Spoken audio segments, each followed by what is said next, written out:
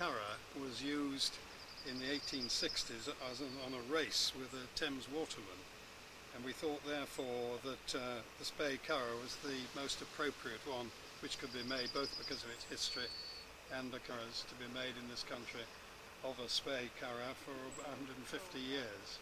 And that's how it really all started. And will we actually take it to the Lord Mayor's show? Well, we'll certainly take it to the Lord Mayor's show. And we'll stand by with the smelling salts when he faints if he tries to carry it on his shoulders around the 2 miles or whatever it is. I don't mind as long as we stop every 100 yards or something like that. But it is the only coracle really, isn't it, that is made like a basket? Oh, totally, made like yeah. A basket. I mean, some of the others have basket making, crude basket making around the gunnels, but this, without any doubt, is the only one that you have to really go to Iraq or to Vietnam or India to get anything remotely comparable there. But the Iraqi one is not made of willow or anything like that. It's made, I think, of papyrus, and it's a totally different technique. And the Indian one is made of split bamboo. But even with this one, we don't know what the middle was like. We had a discussion generally and thought it'd be a good idea to have a coracle with the display in the mansion house. And as a result of that, I wrote to Mary, who rightly said that she thought that the coracle we made should be one which has got as many basket makers of its basket making qualities. And I obviously then approached Olivia, because we both of us made the first replica, as far as I know, first replica was used in the 1860s as on a race with a Thames waterman. And we thought therefore that the Spey curra was the most appropriate one which could be made, both because of its history and the We've invented the middle. No. Well, the middle, it has to be. Yes, Yeah. some Yes, variation it's on got that, to or start some in the with centre. a slat, some Yes. sort. Yes. There's lots of mysteries attaching to this, because one of them is that in the seat there are 3 holes. 2 holes one can understand clearly, because that would be some form of carrying rope over there.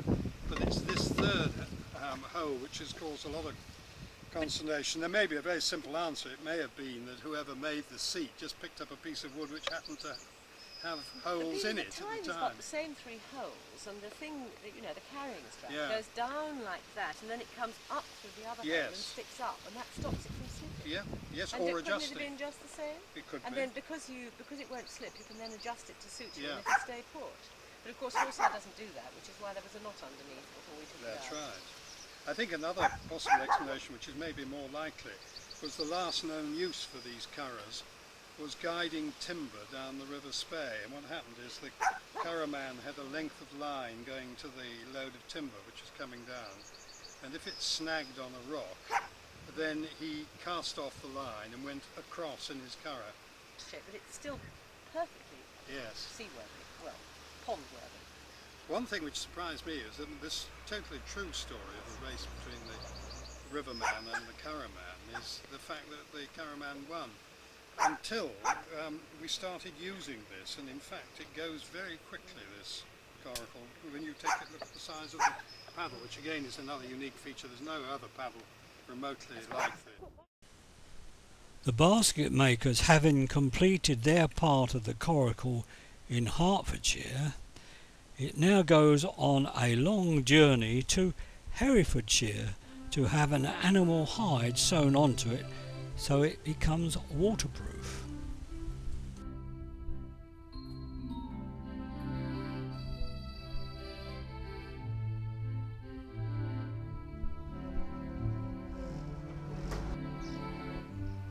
Good morning. It's where the work starts now. It's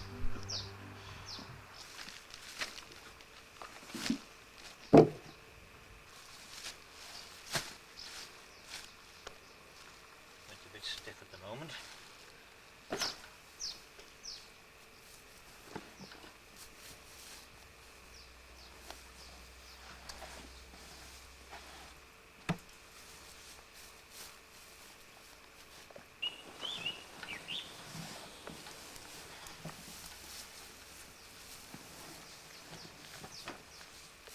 Nice red hide. Across the tail. That'll have to come off. Do you use the tail at all for anything as a rope? On my team coracles. Okay. So this hide has come from the butchers. It's been fleshed and cleaned, all the fat and gunge taken off. For it to warm up a little bit. It's quite cold, obviously, being in the cold room. So that'll loosen up a little bit and drain a little bit more. But that now is ready to go onto the basket framework of the spey. Peter has already made and fitted the seat and the base structure, and also he's branded it with the spey badge.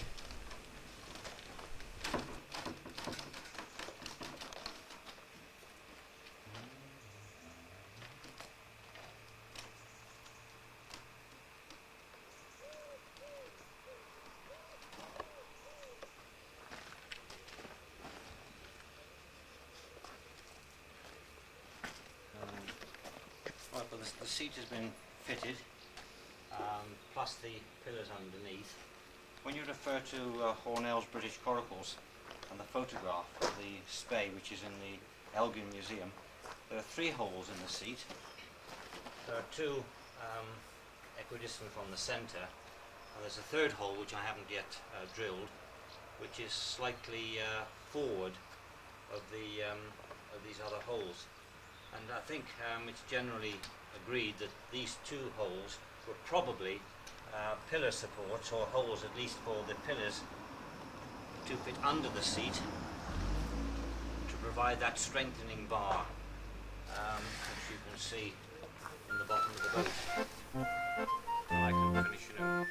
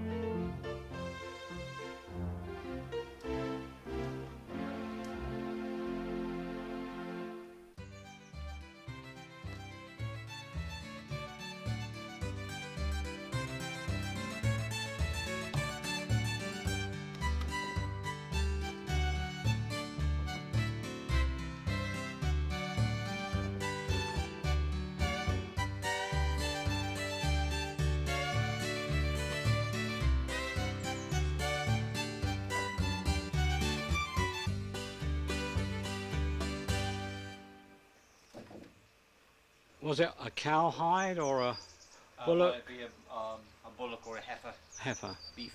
Yeah. Yeah, beef steer.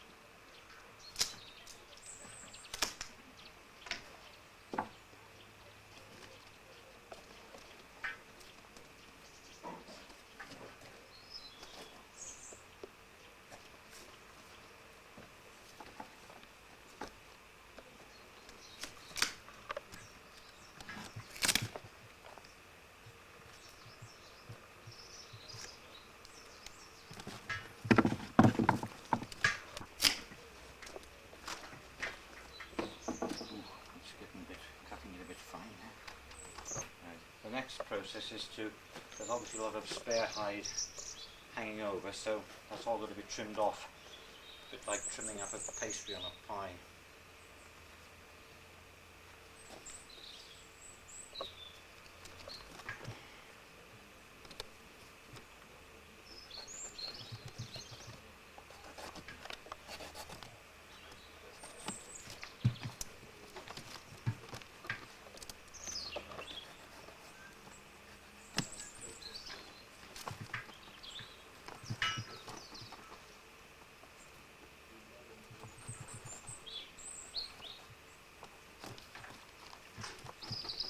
Will you be cutting the tail off?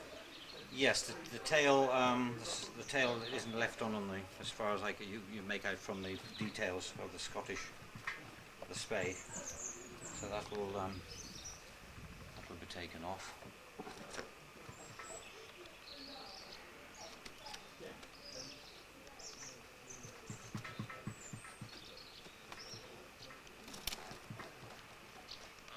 This is the hide, obviously, at the back of the beast, which is very, very thick, and then the belly part is contrastingly much thinner, very, very thin and soft around the belly.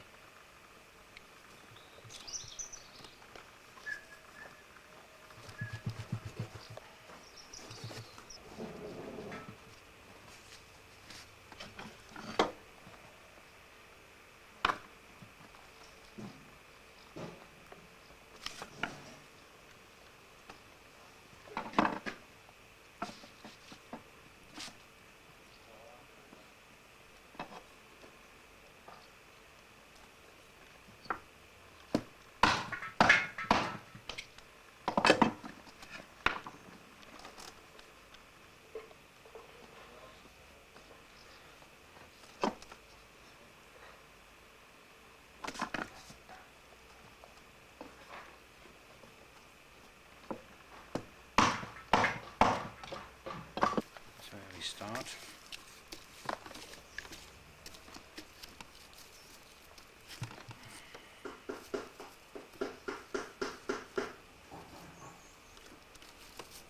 Now this is the horsehair rope. Yeah. The start of the.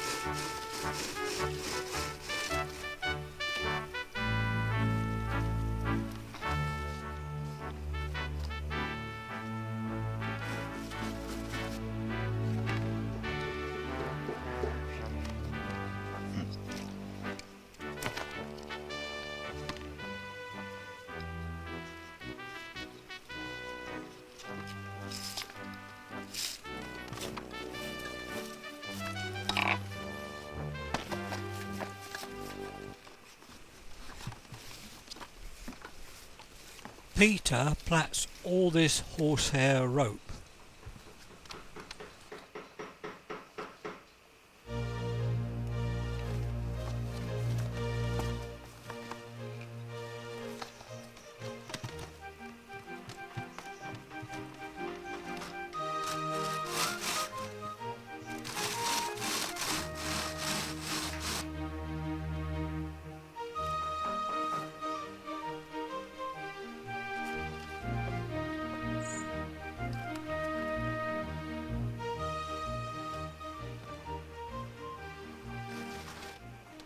We got that much, couple of foot left over,